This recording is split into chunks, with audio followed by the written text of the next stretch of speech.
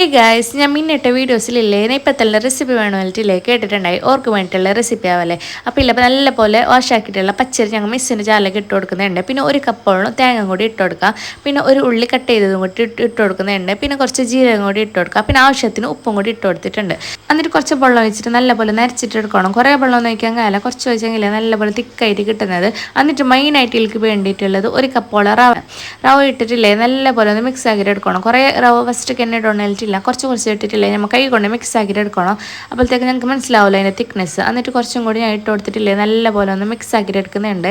അപ്പോഴത്തേക്ക് നല്ലപോലെ സെറ്റായിട്ട് കിട്ടുന്നത് നമ്മൾ കയ്യിലൊന്നും ഒട്ടിപ്പിടിക്കാതില്ലേ ഇതുപോലെ കിട്ടുന്നത്. ഇനിയില്ലേ ഇതിന് ഓരോരോ ബോൾസ് ഉണ്ടാക്കിയിട്ട് എടുക്കാം. ഇപ്പോൾ കാണാൻ മനസ്സിലാകുന്നുണ്ടാവും കയ്യിലൊന്നും ഒട്ടിപ്പിടിച്ചിട്ട് നല്ലപോലെ കിട്ടീന്.